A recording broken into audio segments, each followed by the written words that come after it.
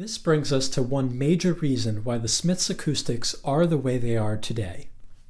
Even though a newspaper article from 1931 boasted that the new Shines Geneva Theater was perfect for people to, quote, hear the full richness of sound pictures, end quote, the sound from those movies was of a far different quality than that we have today nearly 90 years later. As a result, Terren worked hard to make sure movies at the Smiths sounded up to modern standards. And that's basically been through just making everything work the best it still can, through, making sure all the connections are working consistently without cutting out and whatnot, making sure the amplifiers are all at a setting to where the speakers are actually balanced, rather than one screaming and the rest trying to do the same amount. And also just getting the proper level in the room. Before each screening of each movie, I turn the movie on to make sure it's at a good level, because we show everything from movies from, the 50s to now. And the cinema industry has had something very, very similar to the music industry of loudness wars.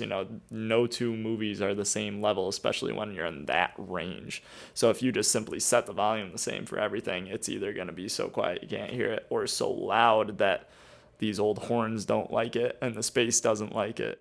Clearly, Terren had to work with the equipment that he had. This is the next reason why amplified sound at the Smith has its limitations. If you're going to improve the sound of film in here without making massive changes to the structure, you'd have to spend a lot of money. And that was when I was a member of the Smith board. That was one of my arguments back. People would say, can't we just buy a better system? There's no question you can buy a better system.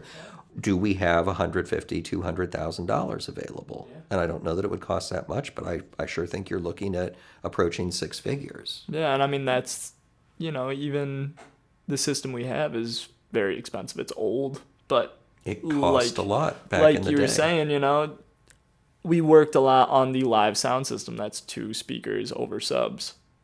Surround, that's way more speakers, and each speaker costs money, so it adds up They quick. didn't buy Boston Acoustics because somebody was dumb. Yeah. They bought Boston Acoustics because it was the best they could probably afford. And I think you would probably agree, the quality of speakers, once upon a time, great speakers were real expensive, not so great speakers were pretty cheap, but there wasn't much in between.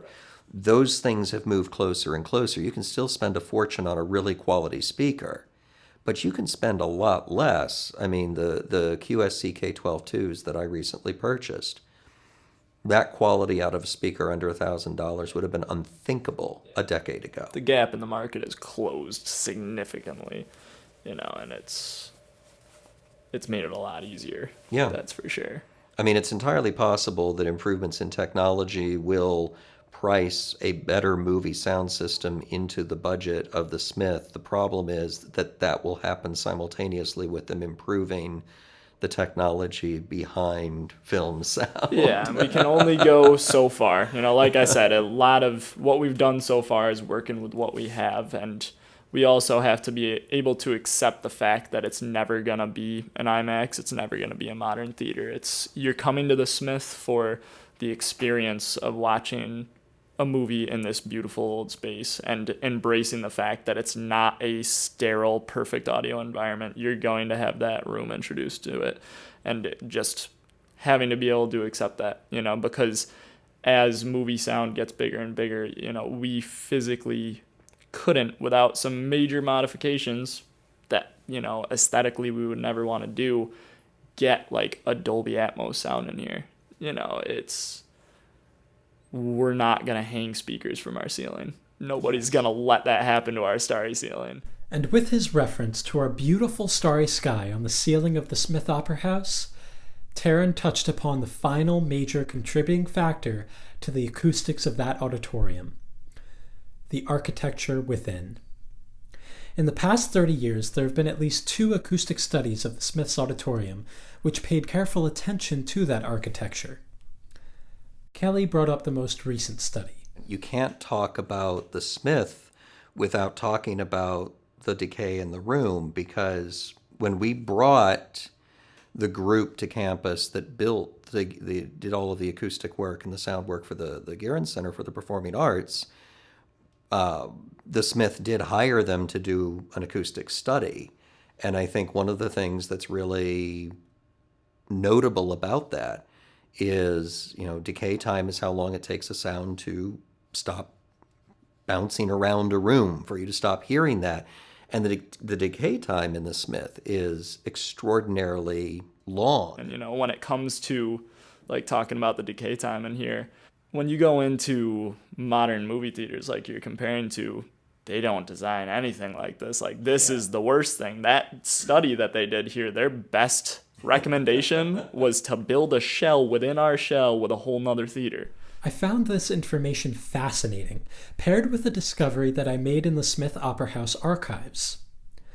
Up on the 3rd floor, overlooking Seneca Street, I found the report from another acoustic study done by Peter George Associates in the spring of 1990. It, too, advised a major restructuring of the interior architecture of the Smith. Some of the recommendations included repouring the concrete floor to create a steeper slope, rebuilding the stage house to create more space in the wings, changing the material of the ceiling, moving the rear wall of the house forward towards the stage, deepening the orchestra pit, and installing an orchestra shell, which would be a structure on stage that would reflect sound out to the audience. In the 90s, the report's outcome was essentially the same as we were discussing. In other words, it was change the architectural properties of the space entirely. Completely. They were Wow. There are two reports separated by 10, maybe 20 years that say the exact same thing. You can't fix a terrible room. You can help it a little bit, and that's kind of like with the Smith, it's a great sounding room, and with movies it can present some struggles, and we can help it, but it's always going to be a lively big space unless we were to do like what that recommendation was, build a shell within it specifically for movies, which,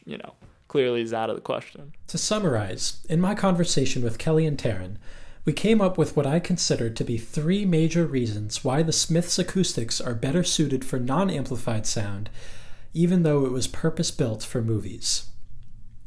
First, the movies that the Smith was purpose-built for used the recording and playback technologies of the 1930s.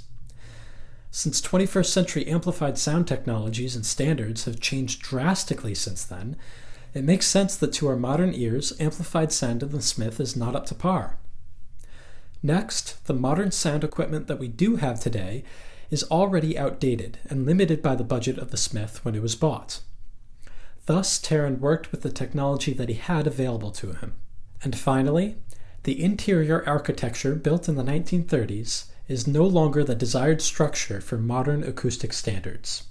But let me be clear, this does not mean that the acoustics in the Smith are bad. On the contrary, you have already heard both Kelly and Terren talk fondly of its acoustics, just like I have heard many other Geneva residents proudly talk about the sound of this theater.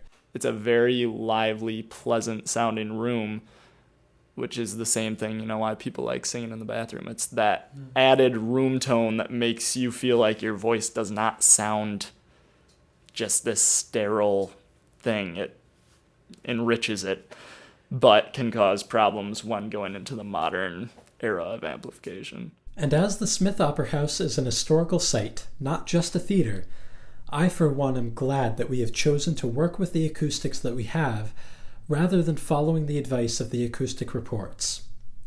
Maybe someday in the future we will find a better balance at the Smith between quality sound, maintaining historic integrity, and cost. For now, though, let us celebrate what truly is a beautifully unique and historic treasure of sound. I love the acoustics of the Smith, especially given the history behind them. I hope you do too.